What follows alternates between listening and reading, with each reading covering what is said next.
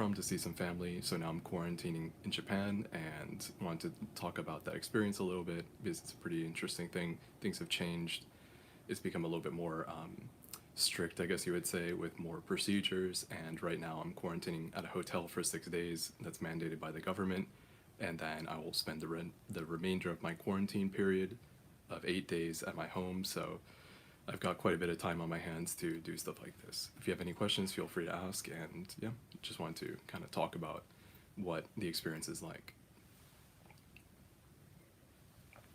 So at first, when you're arriving at the airport, you go through several stages where they test they give you a PCR test. They also kind of take all your information, where you stayed, what you did, things like that. It took about 3 hours, which is much more than it was in the past.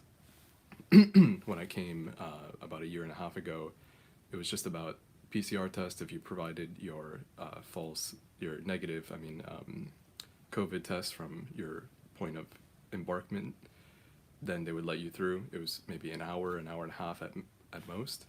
But now the process has gotten a little bit more complicated. They want to know more about where you've been, what you've done, provide more documentation, sign more forms, and then you have to download an app now. And the app kind of wants you to check in every so often, tell you kind of what to do. They want to make sure that your temperature is low, stuff like that. And then they ship you off to a hotel. And once you're at the hotel, they feed you 3 times a day with like a little bento box, and they also want you to check your temperature. And we just did like another PCR test after 3 days of being at the hotel. They want you to kind of do the same spit test into a test tube, and they'll test that out, make sure that you're not positive for COVID. And then if you're fine with that, they'll send you back home after 3 more days. Depending on it actually depends on where you stayed. So certain countries and certain states in those countries will have either a 3-day quarantine period at a hotel or a 6-day quarantine period at a hotel. So depending on that, you can kind of, you'll have a longer or shorter stay. But you're still mandated to be out for 14 days, or not out, but they don't want you to go out for 14 days. And yeah, that's the situation that I'm in right now. It's been interesting again to just be quarantined completely. I did this once again, like a year and a half ago, but I was staying in a house and it was much more comfortable. You could order Ubereats and kind of some groceries and stuff like that and live fairly regularly. It's a wider space. You could do more exercise at home, whereas this is much more cramped. You can't go outside. It was really bleak yesterday, rainy, snow, like sleety. So it's just kind of difficult mentally, I guess, to get through that. And what else was going on? The food is pretty decent, very Japanese, and they gave different options. I thought it was interesting. They had vegetarian and halal and just regular, I guess, meals. And at some point I might try to switch over to one of the other ones because it's a lot of like rice and fried food in these bento boxes, and I don't know if it's that good to have 6 days straight. I might get tired of it as well.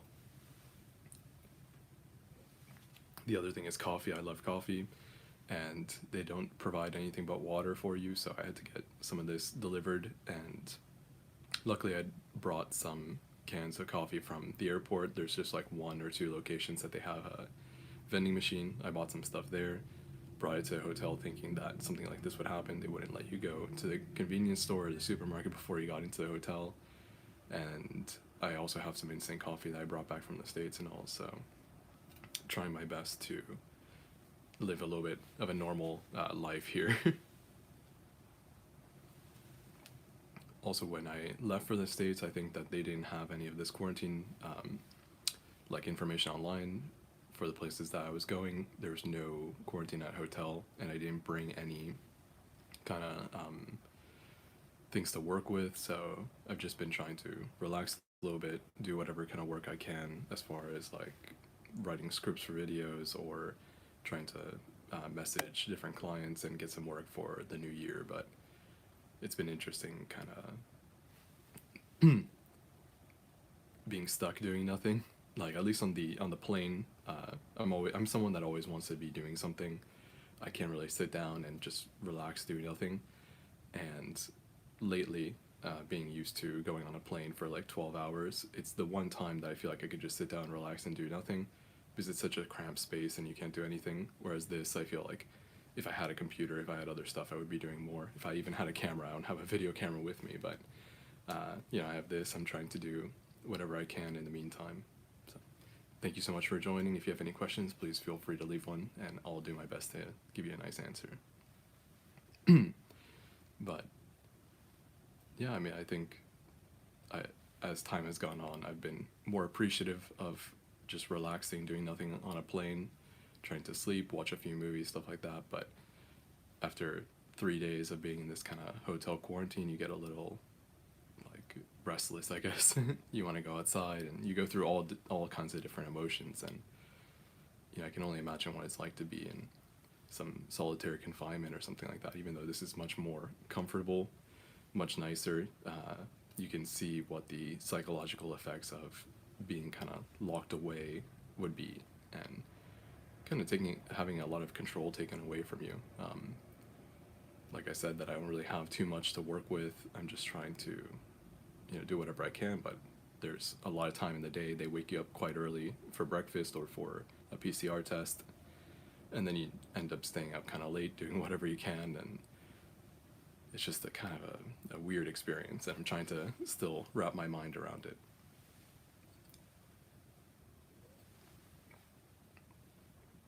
And I was thinking about doing some kind of project related to this, whether it's some photos or videos or a drawing about the experience of being in this quarantine. And I've been taking pictures of like all the meals and kind of whatever I found interesting, different. Even the scenery, it's quite nice out there. They gave us a nice room, so. And then I was thinking maybe of doing a drawing inspiration from Japan about this quarantine experience. Maybe someone or multiple kind of drawings of the same person in the same room, so kind of not a diorama necessarily, even though a diorama might be nice, and then having a person in there like eating, trying to exercise, trying to sleep, trying to wash clothes and stuff like that, because that's another thing that you only bring so many clothes with you, and you got to wash them in like the bath or something. And that might make a really interesting drawing inspiration from Japan type video. And then just kind of, I have other ideas I want to do, trying to write scripts for kind of videos. Once I get home, I can film them or finish editing some things I have on the table and start to publish those, which would be nice. And I don't know, maybe actually try to get some relaxation in.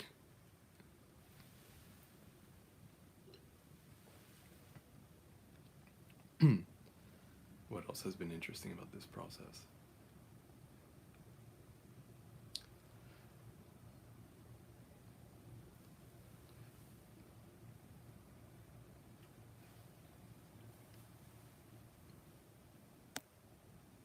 I think, the whole thing seems like, at least from my perspective, it seems like they are putting a lot of time and money and effort into trying to stop the spread of either COVID or, in this case, maybe Omicron. But I think a lot of people here are very responsible, and they would stay in their houses if they're kind of mandated to do a 14-day quarantine. And I mean, I think this is quite a bit of money per person. They rent out the hotels and provide food and water and all this kind of stuff. And even at the airports, you have a ton of paperwork. You have a ton of like different PCR tests and other things like that. A large amount of staff, and the numbers aren't quite high. I mean, maybe they're not high because they have all of this quarantine measures in place, but it does seem a little bit excessive. I feel like there's probably a better middle ground. Whereas when you go to the U.S., there's about like zero quarantine measures. You don't have to do much other than provide a negative PCR test. But coming back, it was quite a stark difference that there's so much more involved with it. They want much more testing, much more intense like paperwork as far as how you're tested before you come back to Japan, and they're not allowing new entries into Japan. So only people that either are Japanese or live in Japan with a stronger visa are able to leave and come back. And even that was a bit scary, that I wasn't exactly sure what the procedure would be if I was able to come back or not. But luckily, everything went smoothly. At first, before I left Japan, it was quite scary, but kind of things started to calm down a little bit as I was spending time in the States. And then when I came back, it was just a long process, an arduous process, but nothing too bad. And it's just interesting. They put food for you outside your room on a chair. They don't have like tables much or anything because it's a small, like they call them business hotels, so it's just for business people that are going to stay 1 or 2 nights in a city, and they don't have too many amenities, but they put a chair outside, they put your water and like food on top of there, and then they run an announcement saying your food's there, go check on the chair, and you go outside, you pick it up, and when you're done you place it back there. And it's all kind of put together roughly, but it's been interesting. And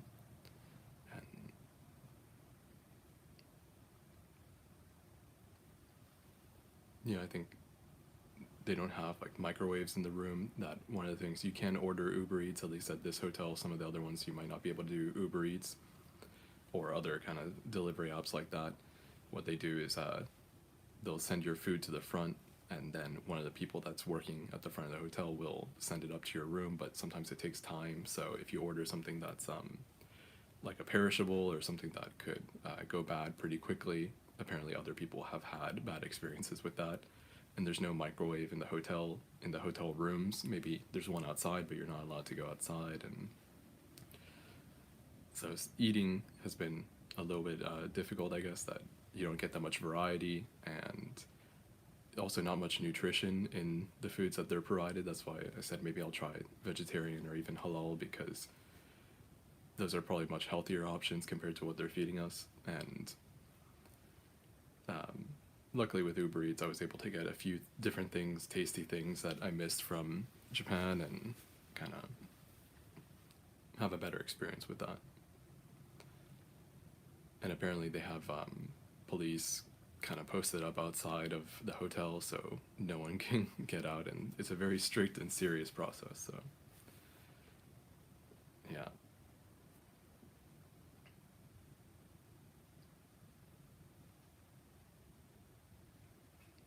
There's also not much room to open up your suitcase. That there's it's a small room.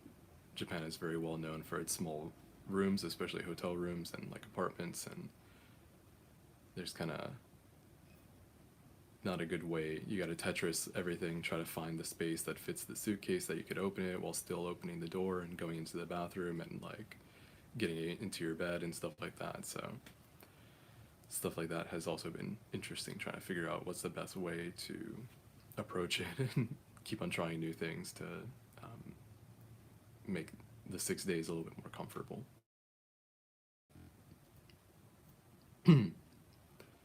And luckily the Wi-Fi has been pretty good, and able to watch different TV shows and movies and try to do this kind of streaming or work on different kind of videos and think about what to do this year, kind of.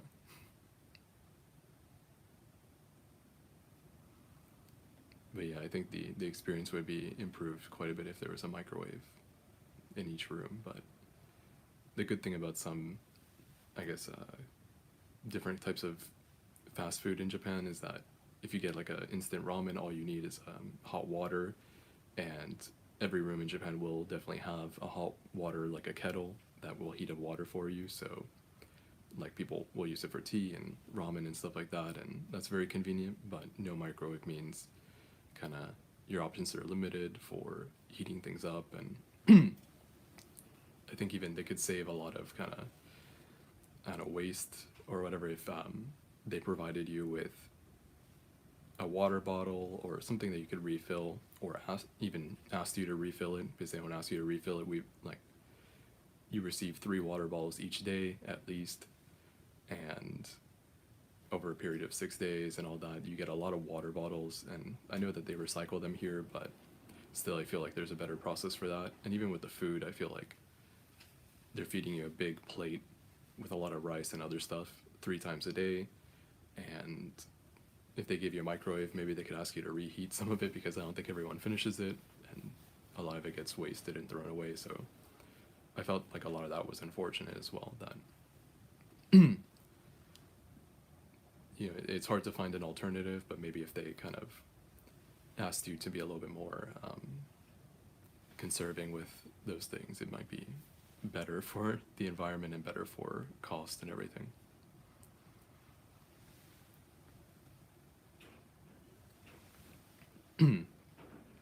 Because it's just hard. They give you like a huge plate of rice. Let me see. I'll try to show a little picture here.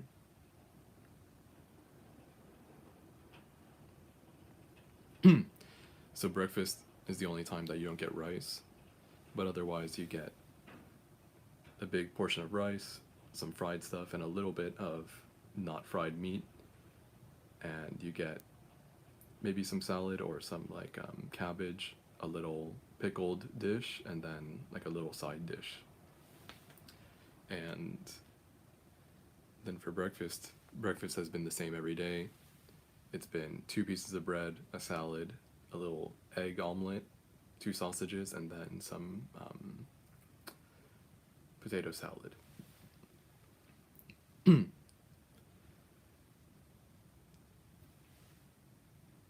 yeah, as you can see, it's just a lot of rice and a lot of meat and stuff like that. They also don't allow alcohol. They don't allow like sharp objects and stuff like that, apparently. So it's a pretty tough quarantine period. They're cracking down on a lot of different stuff and want to make sure that, I guess, nothing happens, which is understandable, but it's just kind of a funny experience. They also provide you with thermometers so that you can take your temperature, and there's like 2 different apps that the government wants you to constantly check up in, like, or one is an app, another one's like a AI chat that just kind of keeps a log of your health status and where you're at. So there's a lot of work to do with that as well every day, and they call you randomly just to check up on, make sure that you're at the location you're supposed to be at. It's pretty intense compared to last time. Last time I didn't have to install any apps, I didn't have to do anything.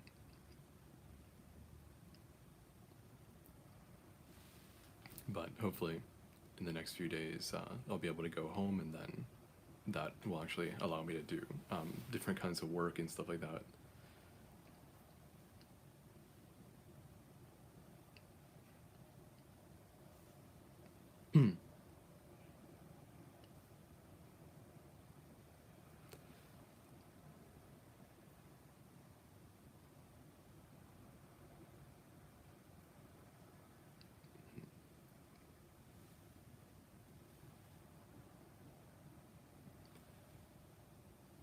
Yeah, I mean, trying to stay healthy, trying to do a little bit of exercise, whatever I can do in the room, and try not to eat too much of the carbs and other stuff.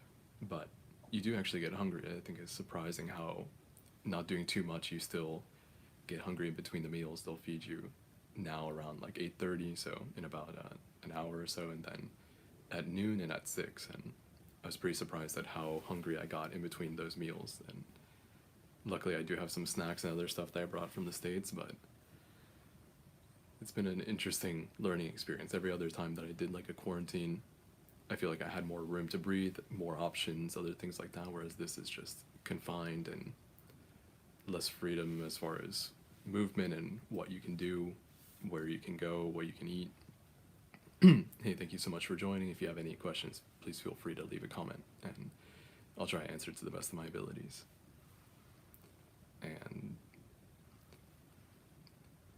I've looked outside a few times, and you have people in the full like hazmat suit. They're wearing, or not like a hazmat, but the white uniform with goggles and a mask and everything, picking up trash from everyone in the rooms or leaving food, other things like that. And you could hear them walking around, kind of doing whatever they have to do outside, but they really, really don't want you going outside. And I don't think that there's any security necessarily on each floor, but I'm sure that they have cameras, and if anyone goes outside, there's fines and even legal action that could be taking place. And they want you to fill out a ton of forms about kind of, you know, making sure that you're okay with the situation. Not that there's any alternative, but.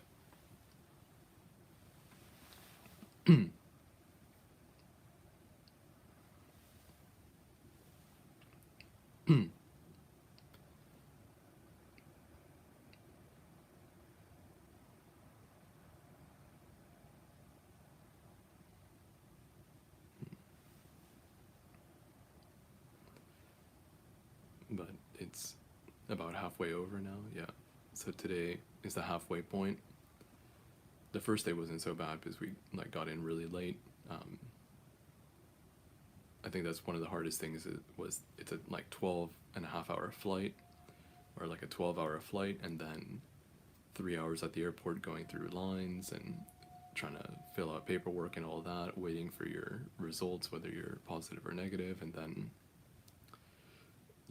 in between you have like some vending machines and they gave a little snack, but not much, and then like a 30-minute hour bus ride into the city, and from there there's like a check-in process for the hotel, stuff like that. So the first day I was beat and completely out of it, but then second day kind of they wake you up early with these announcements and different things on a loudspeaker, and kind of try to get started with the day.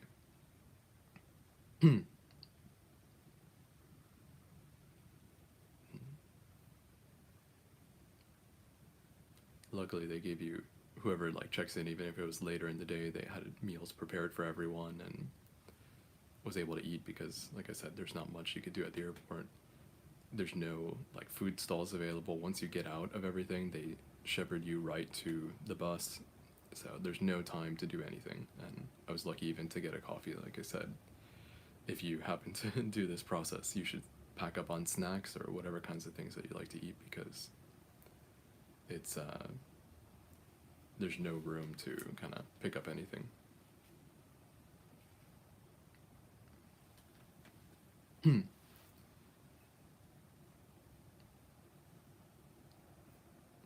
So yeah, it's been two full days, and then that one very short first day. Today's the third day, and I'll be leaving on the 15th. Right now it's 7:48 in the morning.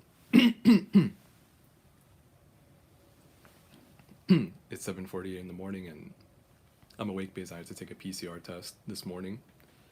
That they every morning at around 6:30 or 7 in the morning, they run an announcement saying those that need to take their PCR tests, it's outside your door, please do it and put it back on your door.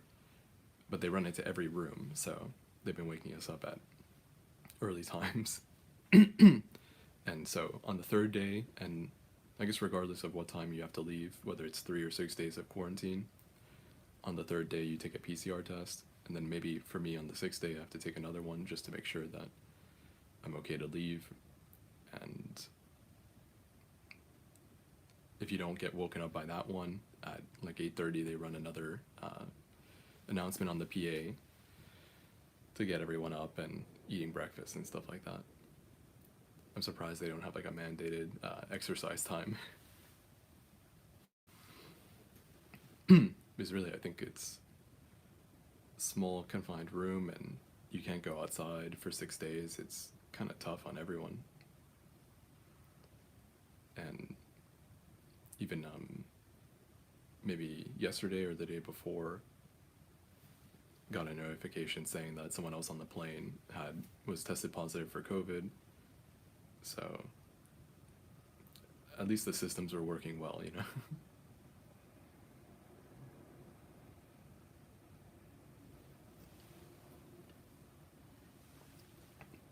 but right now I don't have any good way to do any streaming. Maybe I could try to stream just my screen while I'm drawing something. It might not be a bad idea, but don't have anything to do like picture in picture and good audio, good video, or anything like that. So just trying to do something to pass the time and kind of see if I could spread some of the information, because it's a little bit interesting. But when I get home, I'll have a lot more to do. I picked up an Elgato, what? Not the Stream Deck, but just the little HDMI connector, because I wanted to stream my iPad screen, just the iPad screen, and that's always been difficult. I'm a PC user, and kind of the only way to do that would be connecting, I guess, the iPad to USB-C, then an HDMI cable to the computer with one of those capture cards. So finally was able to do that, and in about 4 or 5 days, I think I'll do a test stream. So I'll have face cam and then the actual screen of the iPad streaming and stuff like that. I think it'd be a good experience. And even I bought the Atomos Ninja 5 Plus and the Stream, Atom Stream or whatever, the accessory. So that's another option for kind of doing some intense streams, maybe even like outside of the house with that GPD and stuff like that. So I think this year there's a lot of good opportunities and different things I could do, and really looking forward to that. But first I have to get through this quarantine and then the next one.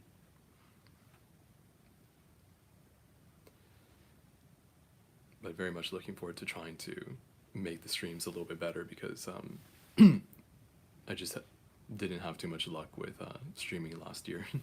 Like always, one of the cameras would freeze up or break, and it was very difficult to get the actual iPad screen onto the stream.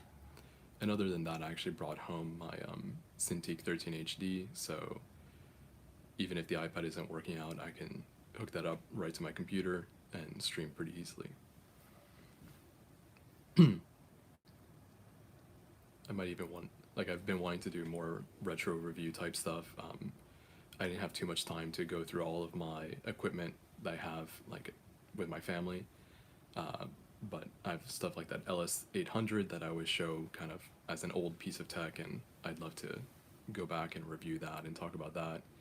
The Cintiq 13 HD or the Cintiq Companion, also great tablets I still like to use, and I think it would be kind of interesting to take from like a historical point. Now there's so many more devices like that, but at the time something like the Cintiq Companion was actually a usable somewhat portable tablet, and kind of going through history of tablets would be interesting.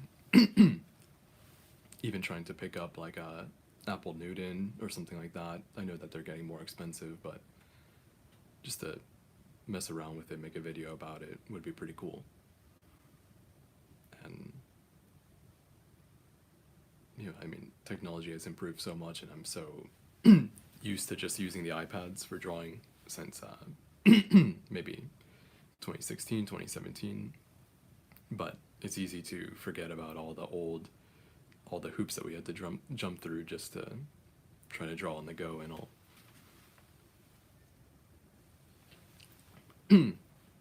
Like I used to carry around a pretty fat laptop, and then just a drawing tablet, like not one with a screen, just a pen tablet. And you need quite a bit of room anywhere you go just to draw. And after that, you slowly got like portable tablets and Surface-like devices, and then now, any little iPad or similar type device is perfectly capable of doing some pretty intense drawing work. So it's hard to complain about the direction things are going.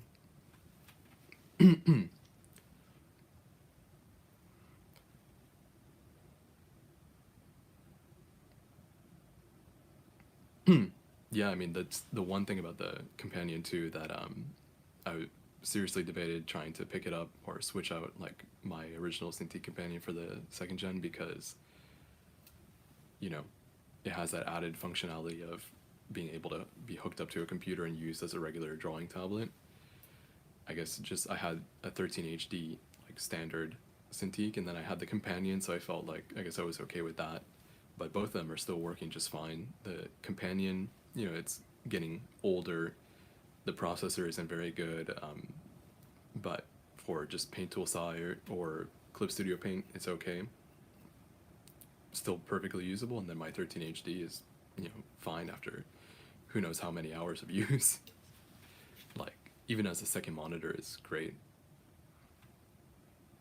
No, I'm really glad that I was able to bring it back because shipping things to Japan is pretty difficult, not only because of COVID and the effects of COVID, but in general, they don't allow you to ship things with batteries, or something that looks like a battery could be pretty suspicious, and they're very strict about shipping things to Japan. Yeah, no, I mean, the companion too, and then whatever the mobile workstation or whatever they call it now, they still look very interesting. I just feel like the iPads are more portable, and now there's so many ways to hook up the iPad to a computer and use it like a Cintiq. So I've been pretty satisfied with that experience. And but I think I do miss occasionally just that the quality of drawing with a Wacom device, the pen and the amount of kind of pen pressure, or the fluidity of it, the natural feel of it. The iPad is great, and I feel like they're on par with each other, but sometimes I just like going back. It's like going home, drawing Paint Tool SI, even the original Paint Tool SI with all my favorite brushes on one of those Cintiqs is just a fun experience.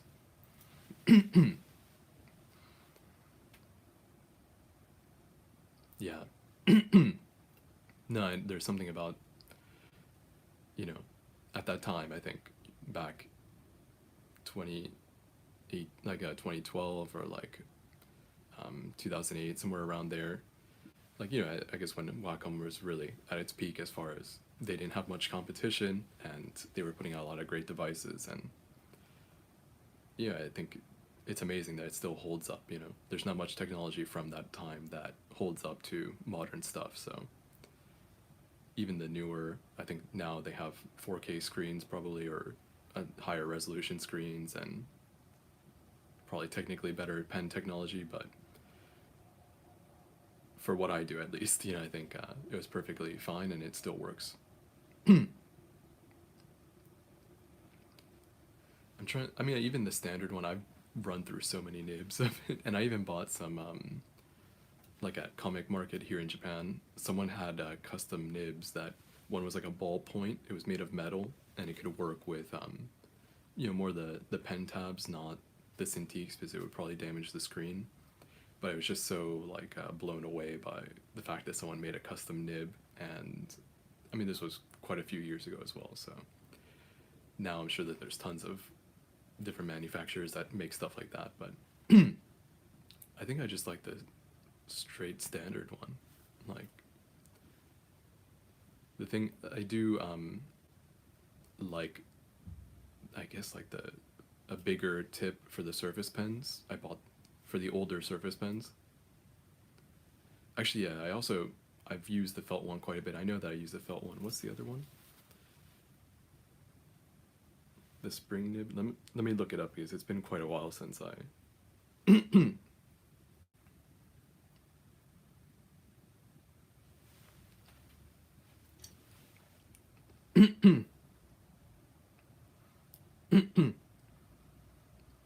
You know what? I don't think I've used the spring. Yeah, I haven't used the spring nib.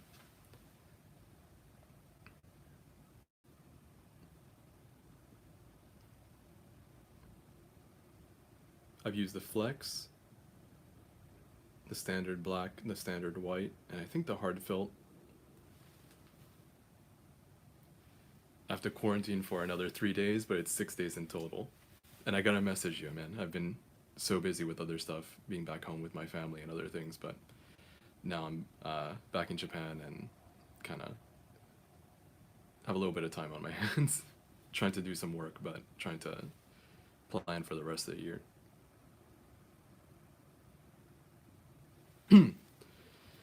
it's been a weird last few months, but things have been good. Yeah, the Wacom pen tips are some of the best. I mean, I think that's the one thing about the Apple Pencil that's still a little difficult to get used to is it doesn't have that same like realistic feel, I guess. But I'm so used to just the regular like Wacom pen tablets where you're using plastic on plastic. That's what I use for a majority of my time drawing, so I don't mind. But definitely when you're using something like the Cintiq and one of those more like pro devices. All right, man, I'm gonna send you a message when I'm done with this. Take it easy. When you're using the more pro level devices, you have like those options. Even like I remember I always wanted the airbrush pen from Wacom. I thought that looked so cool, and just the different options that they had for higher end tablets, but never really got around to doing it. Whereas the Apple Pencil, they don't really have a grip on it. They don't have alternative like nibs and other functions like that, but the quality of the actual drawing experience is very high. It's just, I think, Apple being Apple.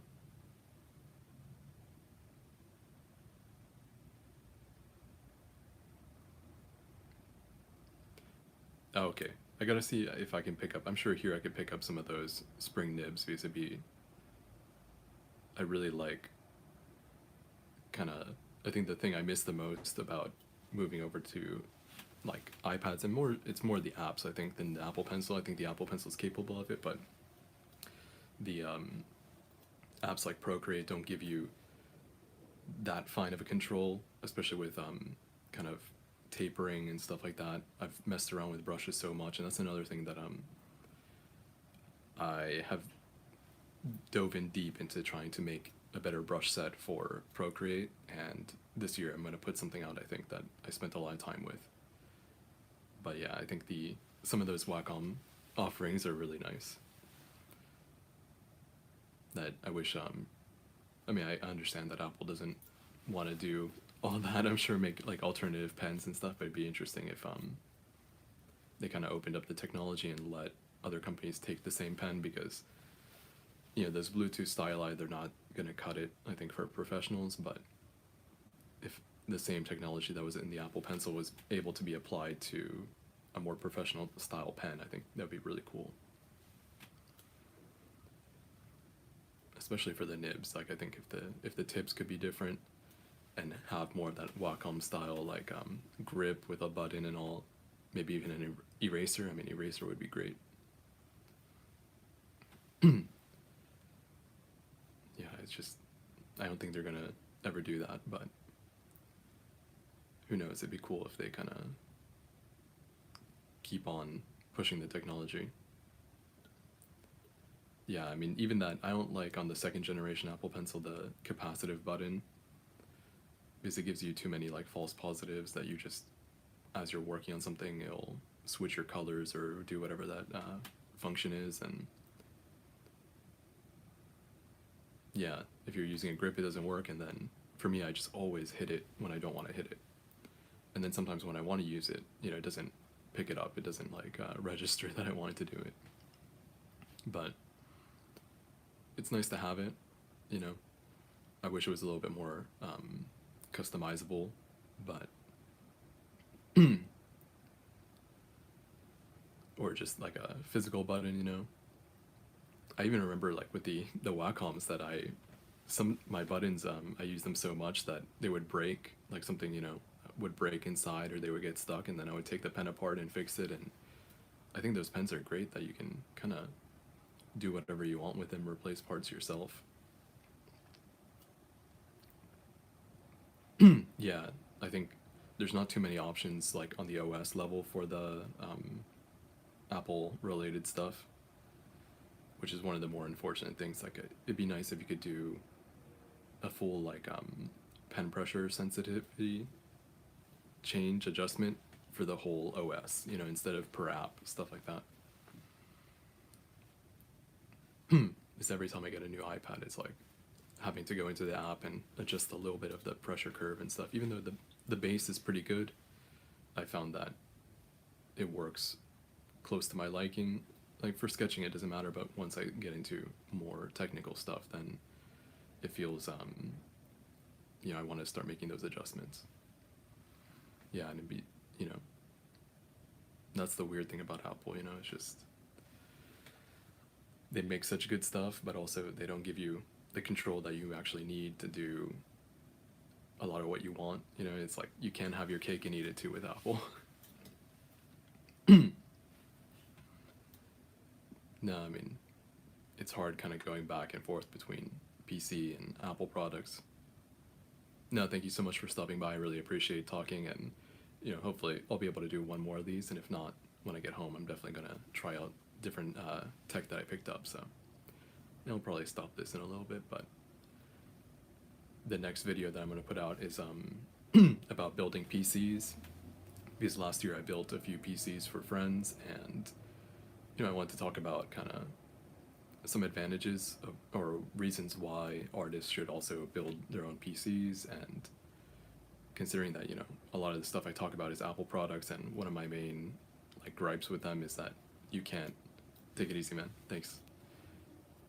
You can't customize it or repair it, and as good as they are, there's still a lot of issues, I think, if you're trying to use it professionally, or maybe not even issues, but just there's kind of aspects of iPads and Apple products that I feel could be much better for professionals, and I wanted to kind of address that in the opposite way by talking about why you should build a PC on your own, and the advantages, and kind of not quite a tutorial, just kind of some advice that I would give other artists for building PCs based on my own experiences. But the video is pretty much done. I just gotta add a few more B-roll sections, and then I'll be able to publish that. I was thinking about publishing it over the winter break, but just was too busy doing other stuff. And yeah, anyways, I really appreciate everyone stopping by. Still in quarantine for another 3 days, and I might do another one of these, or if you have any questions, you could reach out on Instagram. I'm also Skipan over there, so I'll be back with more videos soon. Thanks. See ya.